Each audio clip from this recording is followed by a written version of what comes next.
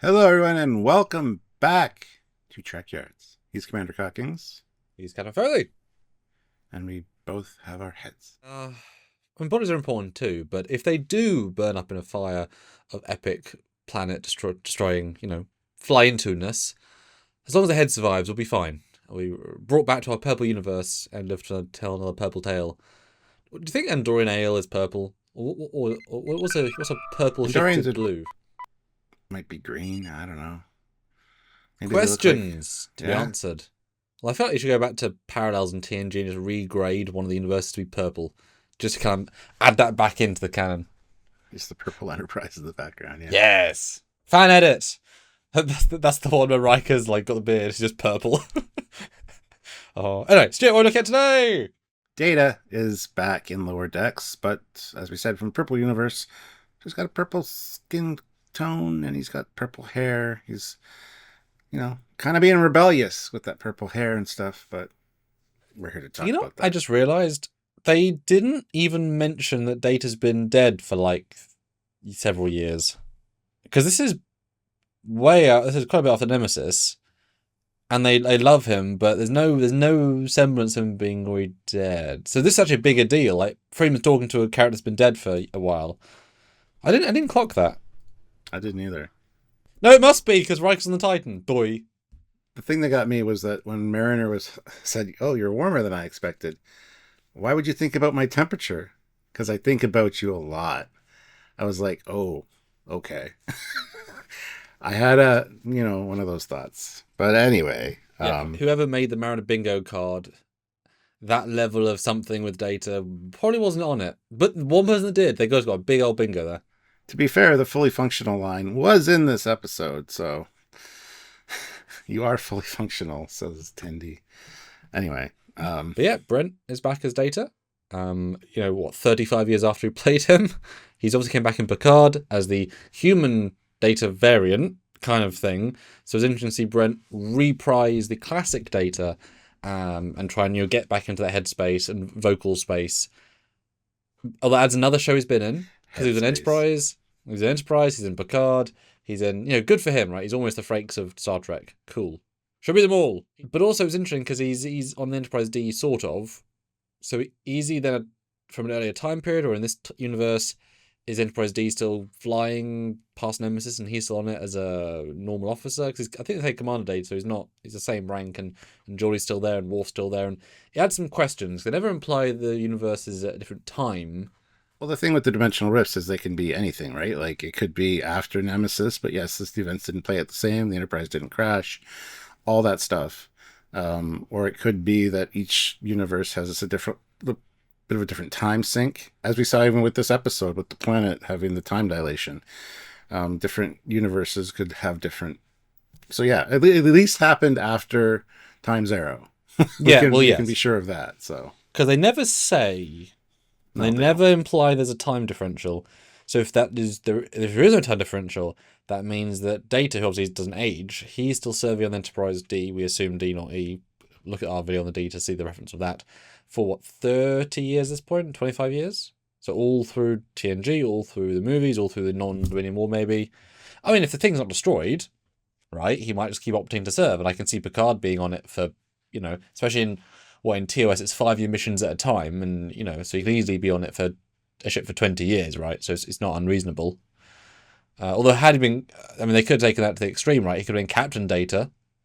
In that universe, he could have taken over after Nemesis. Obviously, Nemesis didn't happen.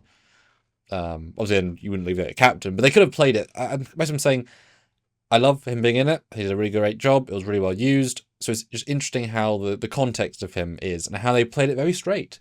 He's just purple, but identical. Everything else. They didn't kind of go any big jokes or what ifs or... I don't know, how do you think about that? How they didn't kind of play into the alternate universe of it, except the colour? I wish they would have. And we talked about that in our review. Like, it would be cool to have Troy in command of the purple prize, as I've coined it. But yeah, I think it's fine. I think it would have, I think, made too many people kind of like, eh? But I like the idea of the alternate universes being different subtly, because not all the events would play out exactly the same. especially as in theory they're all also doing their own time travel to their own universe, doing their own unique versions, and their different selves doing different choices in their own different time travels. What if Kirk didn't let Gillian stay in the past and la la, Yeah, But also he's exactly. purple, and he makes jokes about the normality of purple in ship design. I joked with you in the other video that maybe it might not be because Data's not skin toned; he's kind of silver, but here he's gold. oh, sure he's got but you can kind of see a little bit of hull material, like he's more hull material colored than human skin is potentially. So maybe everything's just slightly purple hued. Yeah, but as I said, I mean, Soong would have made him make the color kind of reflect humans a bit. So does that imply that the humans in that universe are also purple skinned or purple skin tone? But the fact that he got it wrong in our universe implies he got it wrong in that universe too. Yeah, but you got it close. It's not as off putting as it would seem. That he's just paler. He looks like an albino or something, right? So Yeah. So therefore, yeah, wondering then is he therefore is everyone closer to the the purple of the pipes that are going from the bottom of his head? I mean, Boimler would fit right in. Boimler has purple hair. They wouldn't even think anything of it, yeah. No, it creates interesting questions. But yeah, there he is, and here is him alive and well, having his fun thing. I also noticed in the second watch this notes how they have an official coaster, as it were, on the right to support his head. That's the official positronic floating head power source thing. Just have those ready to go for a single android. Yeah, well, who did that? I mean, with Tendi and T'Lyn being the senior science officers now, I mean, they probably would have worked on that. And Tendi already had all the experience with them doing the other ones, so. Although she had no tools, therefore her as in like up to date, so she can't exactly reverse engineer him in a meaningful way. Although it's interesting, very small note. It's interesting to note that the rendering of Data on the right, none of the details of the little thing are in the reflection. So they're not doing accurate reflections because that is entirely missing all the fun details. Yeah. I like this concept of his. It's kind of Futurama-ian, right? In the little, but wouldn't it be better suited? Law, not the most stable and trustworthy guy. Just on the table. He probably can't affect you quite as much if you don't have a body still. So I would think this would be developed for him as a passive way of talking to him without the risk, and it's just in the database. Yeah. Good point. But it makes me wonder what they're going to do when they get the Data back in the other universe. Are they going to attach him to Laura's body? Are they going to attach him to B4's body? Because they can't really build a Soong type body for him. That's a really good point. It's not like Red Dwarf where you can just get a new off the rack body, which is what it's reminding me of. The Crichton head joke. Yeah, that's a really good. I mean, at least he's alive, right?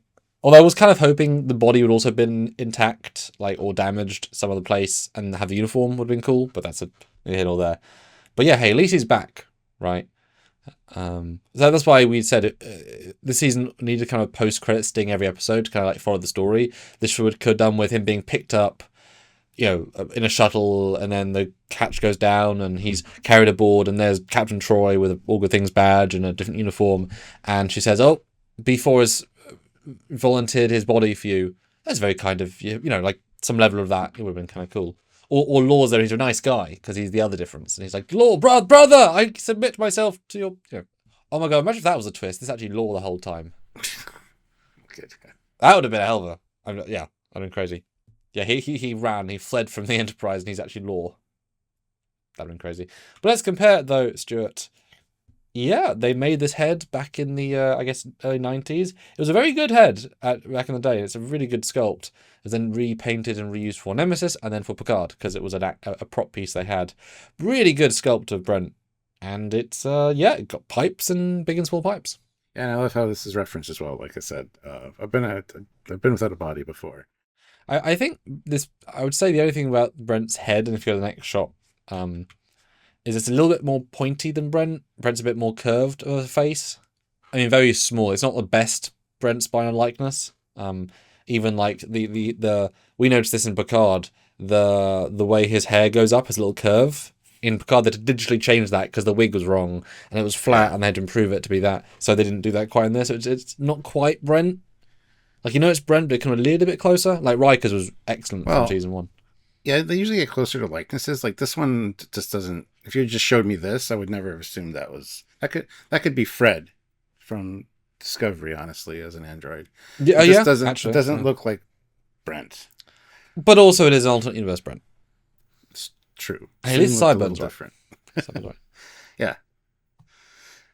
Yeah, and that's the thing I mentioned too with our review. The voice didn't quite sound quite right to me. It did sound much older, and I don't. I'd like to think that I have a good ear for that, but apparently I don't. I didn't. It didn't really feel like Data, especially like a younger Data, right? But it sounded like when he was in the sound booth, he wasn't like projecting like he would. I don't know. That's just me that heard that. I don't know. Comment down below what you guys think. But Yeah, obviously the de-aging was spot on, yes, except the hairline, as we talked about. Picard did that, so it's fine. Yeah, I mean, he doesn't sound the same, right? Just the way his mouth moves, can't control as much as he used to be able to when he was in his 30s to when he's in his, 70s. That's just structure that happens to your mouth. My grandma slurs a little bit, and the great example I used last time was Christopher Lloyd from Back to the Future. Like, he just had a bit of a wet mouth sound now, has for a few years, because he just can't control his... Absolutely fine. But the fact that Brent was able to sort of bring in the Data acting, I commend him. He's been able to slip in and out of that role for 30 years. well, Well done him. that's the other thing with Data is the mannerisms. A lot of the subtlety of his movements and stuff is what sells Yeah. it. It was definitely lacking that. But at least it wasn't a cameo. It was a proper guest spot, because he had plenty of dialogue and quite a few good jokes. So that's what we're always missing in Lower Decks, a meaningful, so I really commend them for going full wellies on that. And overall, yeah, a good, talk about one of the best legacies in a fun role. And yeah, confusing that they didn't mention he's dead, and Mara's talking to an ex-officer for quite a few years now. Yeah, it's never really addressed. It would have been great if she said, "Oh, it's good to have you back," or I never thought I'd get a chance to actually meet you. To me, yeah, exactly. Yeah. Why is that? Oh, nothing. Just don't say it as shins on. Who? Nothing. Yeah. Or if you want to go and, we always talk about how you could extend these things. If they had the Titan show up in the last act, as because they'd gone full in the intro where they said the Enterprise was being chased by Sealer and some whatever. Had they used one of those alternate Romulan warbirds they've already shown, attacking it, and therefore Cerritos is warping in, she says, the nearest ship in range is the Titan, that's on its way, it's supposed to be a fast ship. Then you could have had it show up and Riker get talked to Data and have an emotional scene of Riker being like, "I've missed you, old friend." He's like, "I saw you yesterday. I have not missed you either, Cat." They could have had a really emotive scene that we know would pay off better in Picard, because, I mean, small note, right? But if you're going kind of full force, you could have had a moment, which would have been kind of crazy. Yeah, there's a lot of well, not a lot. There's a few missed opportunities that it could have done for this episode for sure, but just having Data back was great, honestly. So, anyway, guys, I know we're a little bit ahead of you, but if you want to comment down below, please do so. How many jokes can I make? Anyway, But we are living in a time dilation vibe where we edited this and released it. So we are living actually in the future of your present timeline. So that's okay. We're going to be. That's a good point, actually. Yeah. Although filming this in the past. Well, let us know what you guys thought about this episode and Data returning in the comments section. That's what it's there for. Make sure you subscribe to the channel, click the notification bell icon so you don't miss any content from us, and do the very easy, simple, free thing of hitting like. Yes. Thumbs up. We appreciate that. And less easy, but very, very valuable. Help us out via Patreon if you can. It's a monthly donation service. Every single help helps, from $1 to $100, etc. Or join the channel on YouTube. Again, same logic, but on YouTube. Really, really helps the channel, keeps us going, keeps us really strong, as it were. Or one-time donations via PayPal, trekyards@hotmail.com, or super chatting, True Life, or super thanksing on any video. The pantheon of backlog, it's all right there. So enjoy the content, give us super thanks, and tune in for the next video. That's right. So until next time, he is Commander Calkins. He's Captain Foley. Bye, everybody. Bye, guys. We're heading out.